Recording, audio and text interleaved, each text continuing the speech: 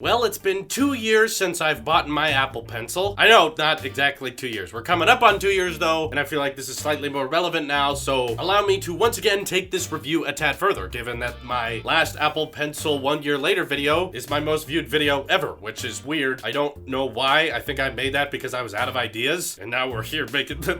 Anyway, a lot of people thought there would be an Apple Pencil refresh with the new iPads this year. It was a very stocked full keynote, and I really liked it, but there was not a new Apple Pencil. Apple announced that with the new Pro Motion features on the 10.5-inch iPad, the Apple Pencil does perform better. However, hardware-wise, they did not unveil any new design, any updates, or anything like that. The Apple Pencil, buying it today is no different than buying it in the end of 2015. And see, more recently, I did a video on the Note 8 coming out next month. In that video, I kind of bashed the idea of putting a stylus on a smartphone because I said the display is a tad too small, and I got a lot of backlash for that because people are like, well, you spent $100 on an Apple Pencil, yet you critique Samsung for having a stylus. I do think there is a crucial difference between using a stylus on a tablet and using it on a smartphone. I actually think legitimate artists make really impressive art with the iPad and using the Apple Pencil. All you have to do is download Adobe Sketch to see what kind of artwork people can make with this hardware, and that alone blows me away, and I think a lot of artists will continually go back to the Apple Pencil opposed to lots of other companies' stylus. But as many of you may have guessed, I am not really an artist. So the question remains, do I still use my Apple Pencil on a daily basis? Very happy to say that answer is yes. I will be fair though, I'm not using it a crazy amount, but I am using it every day. The one thing I do remember using it a lot for, however, was back when I was in college. I would have to take notes in statistics class or science classes. In there's a lot more to taking notes than just writing down words or numbers. There's drawing graphs and charts, and that's really, really hard to do with just typing. So you couldn't really just open Google Docs or Pages and start typing away notes because these notes get a little intricate. They have a lot of diagrams, symbols, and things you have to write down to be specific about. Also, not to mention that in a lot of my classes, the teacher did not want people to have laptops open, but I would sit in the back with my iPad Pro making this gesture. The teacher doesn't think anything of it. Just looks like you're writing notes because you are. Oftentimes, I could save the teacher paper by taking a photo of the document that they handed out. I would load it into Adobe Photoshop Sketch and then write on top of it and then email them that document, thus saving paper. A lot of them were against that because they just didn't understand it, but I was doing what I thought everyone should do. So I can recommend the Apple Pencil to college students. I think it's extremely helpful in that regard, and in many ways, I do believe that an iPad Pro can replace your laptop in terms of education. Of course, there are plenty of things an iPad cannot do, but that number is continuously shrinking as the years go by, and these tablets become more and more powerful and more sophisticated. I love having apps like Luma Fusion on my iPad Pro that allow me to edit things very precisely, and your finger is simply not very specific on a screen. It moves around a lot, it's kind of rubbery and wobbly. However, when you have a stylus, you can be a lot more precise with how you want to crop things, what buttons you want to press, and I think that helps to replace the standard point-and-click mouse, which you have to drag across the entire display of whatever you're using, whereas this, you can tap anywhere on the screen at any point. I use my Apple Pencil for writing things down, like in a personal journal. There's something about handwriting that I prefer to just typing, as well as using it for keeping track of all of the content I create across the entire Tailosive network. It's a tad more complicated to do that with typing, as well as just having more freedom with what you can do with a stylus in terms of marking things up. And because iPads are kind of the same size as a piece of paper, I think this justifies having a stylus. See, a lot of people bring up that Steve Jobs said, who wants a stylus? And now that's hypocritical of Apple to introduce this. I believe Steve Jobs was directing that towards the iPhone. I agree, we do not need a stylus for our own smartphones. The displays are too small to have any kind of dynamic space or creativity because it's just too dang small. I don't want Apple Pencil support on the next iPhone, and I hope they never add it. I hope that remains exclusive to iPads because iPhone screens are so small and all the buttons are so close together, this would not provide you with much advantage. If anything, it would slow you down. Whereas when you're editing videos or editing photos, as I do every single day with my Apple Pencil, it is very helpful because you have a large display that only registers with touch feedback, and there's lots of options on the display, and this helps you be precise about it. Now, of course, there are a lot of complaints with the Apple Pencil, like its bizarre charging method, as well as the fact that when you take the cap off to charge it, the cap just kind of sits here. A lot of people lose this. My strategy has been to put it on the side of the iPad. There are very specific magnets around the edges, and it holds there. But if you want to get something more sophisticated, there are very affordable accessories on Amazon of like Apple Pencil cap holders that have pretty good reviews too, so you should check those out if you need them. them. You can even buy custom caps that are different colors. I haven't been able to justify paying $10 for an Apple Pencil cap yet, but if someday I do ever lose this cap, then sure, I'll probably get a red one or something just to make it my own. This is my customized Apple Pencil. I'm confused as to why companies like Black Pods or Colorware haven't made colorful Apple Pencils yet. I would love to have this in jet black so it matches my Black Pods, but I haven't seen a lot of that. I've seen concepts, but I haven't seen actual companies painting them. So it's a very long-lasting Apple accessory, but I'm still very happy I bought it. Not to mention that with its YouTube videos, it's basically paid for itself. But even if you're not a YouTuber like me, I think you'd get a lot of use out of it. I'm not an artist, but I still find ways it is helpful just with using my iPad on a daily basis. Like, every single video thumbnail you see for this channel is created with the Apple Pencil. It allows me to mask objects out of photos, and I feel much more efficient when tapping around on the iPad with a specific point instead of my rubbery finger. But of course, I still really want Apple to refresh it. I'd like for them to maybe switch it to wireless charging, add more color options, please, expand the battery life, things like that. Just give it an overall update, Apple. It's good, but I'm sure it could still be better. Maybe they could fix this cap situation. What are your thoughts on the Apple Pencil? Has it aged poorly? Let me know in the comments below. This is your Apple Sheep here, and I will see you in the next one.